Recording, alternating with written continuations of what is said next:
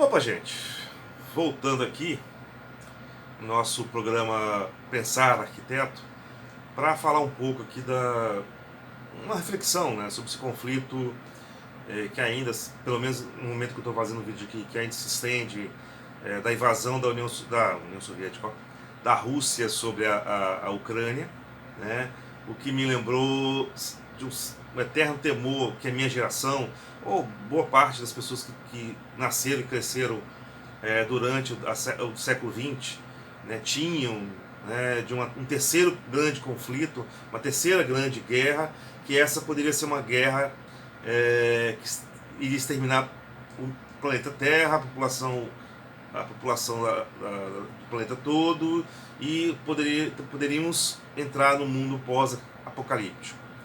Isso muito ainda incentivado por toda a cultura literária de HQs e principalmente de filmes, né, que mostravam esse mundo pós-apocalíptico, esses mundos pós-apocalípticos que não eram nada bonitos, né, pelo contrário. E sempre serviram, né, toda essa produção literária, de HQs e de filmes, sempre serviram como alerta, ou como alertas, né, para que isso fosse evitado. Mas parece que as pessoas não estão aprendendo, ou não querem aprender, ou estão jogando com perigo, né? Se você pegar aqui esse histórico, né, ou esse temor, não é de agora, não é nem do século XX. Você pode dizer que seja lá do final do século XIX, né, já nas histórias do H.G. Wells, do grande escritor de ficção científica, H.G. Wells, que já no finalzinho do século XIX, né, com toda aquela carga da Revolução Industrial, dos grandes avanços, da rapidez dos avanços industriais que modificaram o mundo a partir de meados do século XIX, que também influenciaram nos avanços até militares, né, isso acabou também, logicamente, repercutindo nas histórias do H.G. Wells. Querendo ou não, as histórias dele, né, tinham esse temor, né, até onde nós podemos chegar, até onde nós chegaremos, o que será do mundo depois de algum conflito ou de algum excesso entre nações, né? O interessante é você ver décadas depois da publicação, por exemplo, A Guerra dos Mundos, que foi final do século XIX, 1895, se não me engano. 40 anos depois, o Orson Welles, o radialista e depois ator e diretor, né, o Orson Welles, leu um pequeno trecho na rádio, ao vivo, A Guerra dos Mundos, narrando com aquela interpretação dele, e as pessoas achando que aquilo era realmente uma invasão de marcianos no planeta Terra. E o desespero e o temor que as pessoas começaram a ter, quem estava ouvindo de primeira, não conhecia a história, e achando que o que seria agora do mundo depois de uma invasão alienígena, né, de seres de outro planeta, né. Isso virou mote, né, para várias produções seguintes, né, produções de ficção científica, do cinema, literatura, e isso ainda mais corroborado por tudo que foi acontecendo ao longo do século XX. Você tem lá no começo do século XX a Primeira Grande Guerra, que deveria ser a primeira e última grande conflito entre as nações, e não foi. Você tem, logo depois, a expansão da gripe espanhola, que não era espanhola, se espalhou pela Europa toda, chegando nos Estados Unidos e outros países, aportou aqui no Brasil também, né, e matou milhões de pessoas no mundo. Você vê ainda nesse meio tempo a quebra da Bolsa, né, a Grande Depressão de 19, como isso, a questão do conflito da Primeira Guerra Mundial, né, a quebra da Bolsa, crises econômicas, fazendo surgir na Europa, né, o nazifascismo, de um lado Hitler na Alemanha e Mussolini na Itália, o pós-Segunda Guerra, né, com as nações em conflito, faz com que elas, como resposta, criem a ONU, né, a Organização das Nações Unidas. 4 anos depois, né, a ONU foi em 45, junto com o final da Segunda Guerra Mundial, após também a detonação de 2 bombas atômicas no Japão, pelos Estados Unidos. Isso também faz com que as nações cada uma queira ter a sua bomba também, como garantia de segurança. O interessante é que depois da criação da ONU, 4 anos depois, surge a OTAN, em 49, como resposta contra o poderio que ficou marcado da República Soviética durante a Segunda Guerra Mundial, a potência militar que ela viria a ser durante a Segunda Guerra Mundial. E logo depois, nas décadas de 50, 60, 70, vários conflitos localizados, né, conflitos,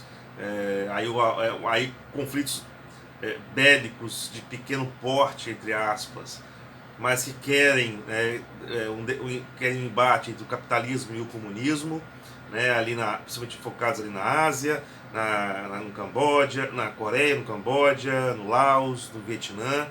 Né, os Estados Unidos ficou 20 anos ali no Vietnã tomando porrada e saiu escorraçado. Aí você passa durante a década de 70 toda numa guerra que eles chamam foi chamada de Guerra Fria, né, onde em vez de gastar dinheiro com embates diretos, você financiava pequenos conflitos, né, entre nações. Né, cada lado, cada espectro político que o mundo estava dividido na época, aliciava um país e investia, né, os seus armamentos nele.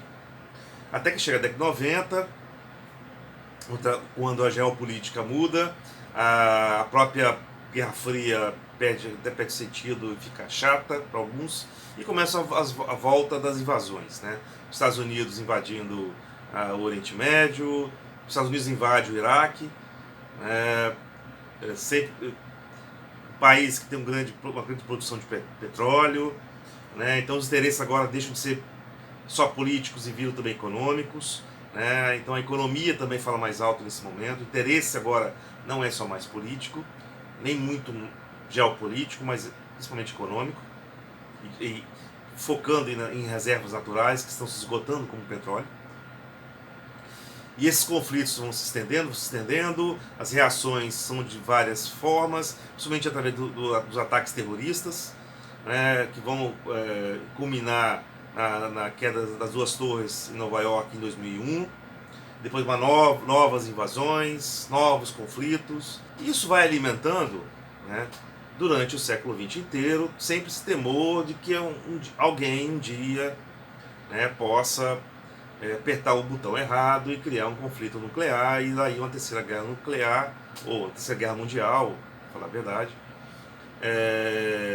e um mundo pós-apocalíptico. Né? Como eu falei a vocês, isso sempre foi marcado em filmes, em HQs, em livros, né? Isso foi sempre sendo construído, querendo ou não, na nossa cabeça, na nossa memória, esse temor, né? E o que poderia vir depois, né? E esse depois? A gente adentra o século XXI, com uma sequência de crises econômicas e conflitos, ainda a continuidade de alguns conflitos, algumas tensões, uma nova pandemia, e ainda a gente não perdeu esse temor. Gerações novas que estão vindo agora, nascidas lá no final da década do século XX ou no começo do século XXI, então podem começar agora a ter essas experiências. O interessante é notar em toda essa produção cultural pós-apocalíptica é que ela não tem um fim muito bonito. O início não é bonito, pelo contrário, né? Surge de conflitos, guerras, catástrofes naturais, e em geral o fim é pior ainda. Né? Então a ideia é exatamente essa, se evitar esse fim pós-apocalíptico, né? Sendo que a paz seria o único caminho natural para a humanidade, por mais conflituosa que seja a vida entre as pessoas, né? Entre os grupos, entre sociedades, entre países, entre nações, né? Entre grupos ideológicos, né? Ainda mais grupos ideológicos que possuem armamentos que podem exterminar o mundo várias vezes. É só apertar um botão. Fica aqui a nossa expectativa do que pode vir a ocorrer desse conflito entre a Rússia e a Ucrânia, onde a OTAN se viu ameaçada, onde o mundo se mexeu, ainda durante uma pandemia. A gente achava que poderia ter esse pós-pandemia, poderia ser algo melhor. A discussão, pelo menos entre alguns colegas arquitetos, que a gente poderia ter a possibilidade do pós-pandemia, não um mundo apocalíptico, de um apocalipse zumbi, né? Mas de algo a se repensar as cidades, se repensar o mundo e se repensar principalmente a sociedade, né? Mas não bastou esperar acabar, né, a pandemia para já a sanha das grandes potências coçarem e quererem distribuir mais arminhas por aí, né? E de novo criar mais uma tensão mundial, né? mais um conflito. Então acho bom a gente sempre ficar alerta, sempre lembrar dos filmes, sempre lembrar dos livros, sempre lembrar das HQs, né, que falam desse mundo pós-apocalíptico, porque é bom temer isso, né? E nessa hora o medo deixa a gente alerta, né? Que é o melhor caminho para se evitar isso, querendo ou não, é a paz. Não há outro caminho. Qual outro caminho? Não há, né? Bom, enquanto arquiteto urbanista, logicamente, a gente fica preocupado sempre, né, vendo aquelas imagens de cidades destruídas, pessoas morrendo, né, as ruínas, mísseis, aviões, explosões, shows pirotécnicos da televisão, balas traçantes, balas de canhão, balas de avião, balas de helicóptero, canhões, explosões, né? E a cidade e as pessoas sempre sofrendo com isso, e o mundo se acabando aos pouquinhos com isso, e a gente sempre tendo temor, e o temor continua, e o terror continua, e o medo continua. A gente só vai acabar de ter medo quando a paz perdurar de vez. Quando isso vai acontecer, não sei.